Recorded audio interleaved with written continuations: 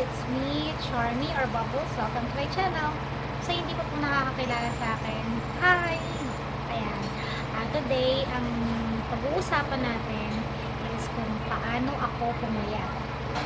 Nagsimula akong mag-diet, magpapayat, nung talagang feeling ko, ang taba-taba ko na yung mga pantalon ko, mga damit ko, hindi ko na maisuot, nahihirapan ako, mga shorts ko, ang sikip-sikip na sa akin. Pag naglalakad, hinihingal na ako. Alam mo yung feeling na gano'n, tapos nawawalan ka ng confidence sa sarili. Totoo yung pag tumataba ka. Tapos nakikita mo yung mga picture mo nung dalaga ka na payat, nasusuot mo yung mga damit na gusto mo. Siyempre ako, may dalawa na akong anak. At saka 33 na ako. Siyempre nag-iiba yung ano natin, 'di ba? Yung katawan naman sa mga mommy, may mga anak na mahirap magpapayat. Pero ako, pag sinabi ko kasing kailangan kong pumayat, kailangan kong mag-diet, kailangan kong disiplinahin yung sarili ko sa mga kinakain ko, dapat gagawin ko 'yun. Okay. Naalala ko pag haharap ako sa salamin, kausapin ko yung sarili ko. Sabi ko, ano ba yan? Ang taba-taba ko na, wala na magkasya sa aking pantalon, nahihirapan na akong magsuot, wala na akong confidence sa sarili ko. Pag naalis kami, parang feeling ko, ang pangit-pangit ko. Alam mo yung feeling na gano'n, na dadating ka sa ganong sitwasyon. Kasi nga, ayoko nang mama ko pa naman, lagi ako pinagsasabihan na tabain pa naman ako, kailangan kong bantayan yung mga kinakain ko. So, nag-start ito nung nagpa-braces ako last year. Kasi, di ba pag nagpa-braces ka, yung unang unang week or unang mga araw na napalagay ka ng braces, masakit, sobra. Alam mo yung feeling na hindi ka makakain ng mga kanin, hindi ka makakagat. Yung upper tsaka lower teeth mo, pag nag-meet yan, sobrang sakit. So, ang ginawa ko, so wala akong choice. Puro ko oatmeal. Tapos, ang hirap, gusto kong kumain ng mga, gusto kong kumagat ng mga gawin. Hindi ako makakagat sa oatmeal, ako ng oatmeal. So, doon pa lang, dahan-dahan na ako, parang napapansin ko, parang lumiliit ako, parang pumapayat ako. So, isang linggong puro oatmeal. Nagkakanin ako nung nagbagong braces pa lang ako, pero sabaw lang. Walang ulam, sabaw lang at saka sabaw tsaka kanin, yun lang. Walang titigas na bagay, basta lahat, puro soft. Tapos yun, nagsimula doon. Tapos noon, nagja-jogging na ako, nagzuzumba na ako. Doon sa Southwoods, doon ako nagja-jogging. Twice a week ako nagzumba tsaka jogging. Doon pa lang, ayun, nagpapawis na ako. So, ayun na yun, okay na, nag-zumba. Nung wala na akong time na lumabas para mag-zumba, naisipan ko na lang na, why not, dito na lang ako sa bahay. Ako na lang mag-isa. Sa YouTube ako tumitingin ng mga Zumba, lahat yan, sinesearch ko. Ang ginagawa ko, Zumba, tapos abs workout, nag-abs workout ako, tapos at saka buttocks workout para sa puwet. Kasi ang pangit naman pagpayat ka, tapos di ba wala kang butt. Ayun, nag-abs workout ako, nag-buttocks workout ako. Inuuna ko muna yung stretching, tapos ng stretching, Zumba. Pagkatapos ko mag-Zumba, abs workout na. Pagkatapos ko mag-abs workout, buttocks workout na yan next. Tapos sobrang pawis na ako niyan.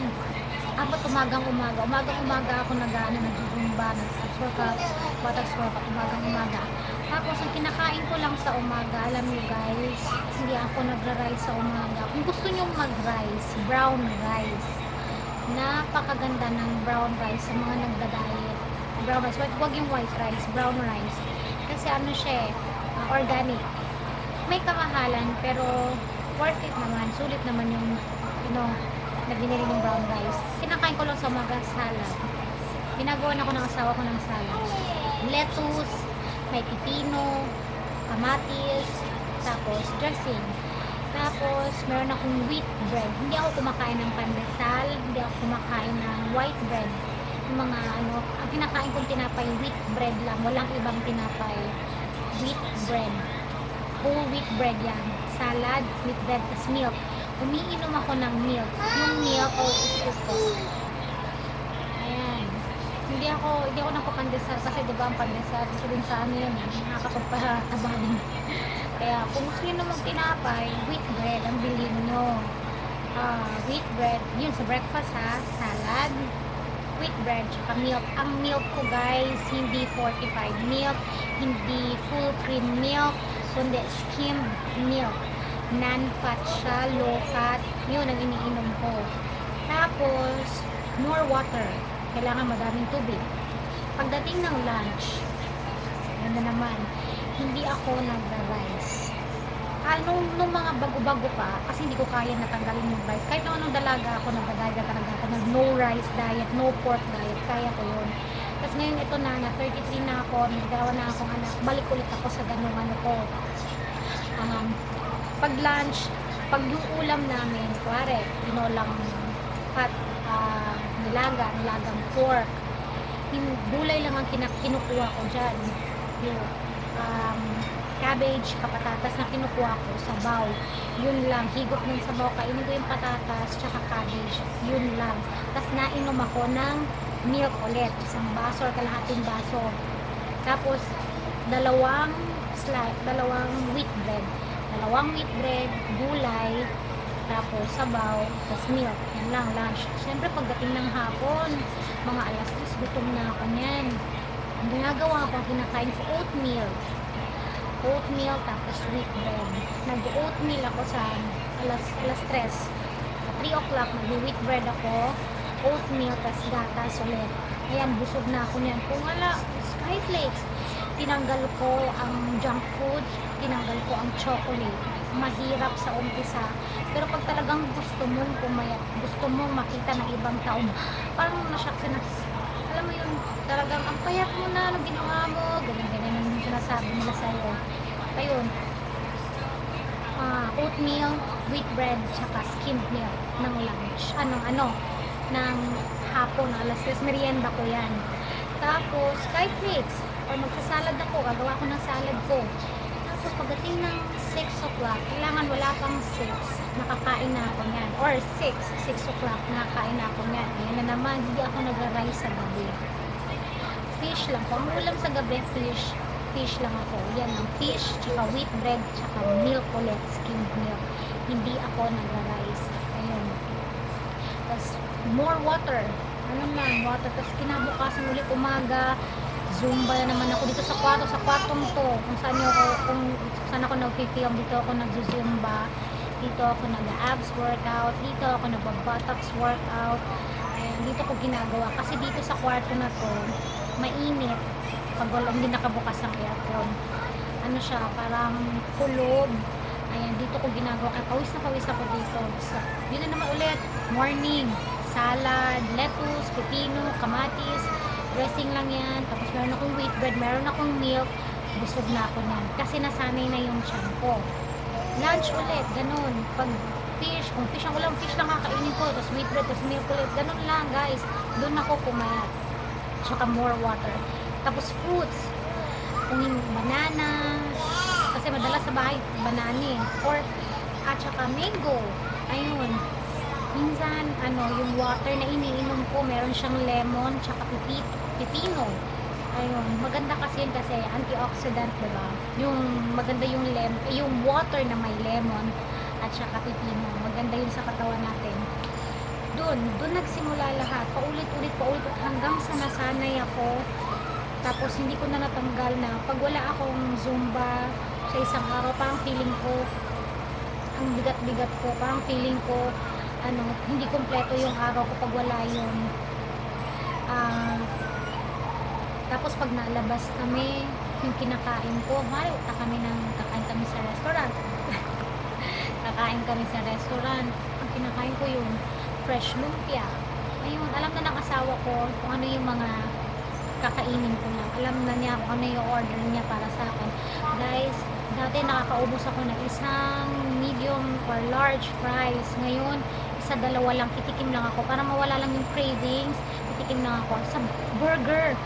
Yung champ, Jollibee, ang laki-laki nun. Nauubos ko yun. Ngayon, isang kagat lang ako. Nakikikagat lang ako sa anak ko or sa asawa ko.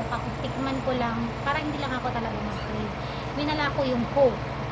Hindi naman talaga ako masyado sa Coke. Tinanggal ko yung pagko-Coke, junk foods, ganyan. Tapos, yun, sa Jollibee, mga ganun, sa Jollibee, McDonald's, di ako na nakain dyan. Ano lang, pag sa KFC, di ba mayroon silang salad, mashed potato, yan, mashed potato, or chicken lang. Chicken lang ang kinakain ko, walang rice. Chicken, mashed potato, tapos water.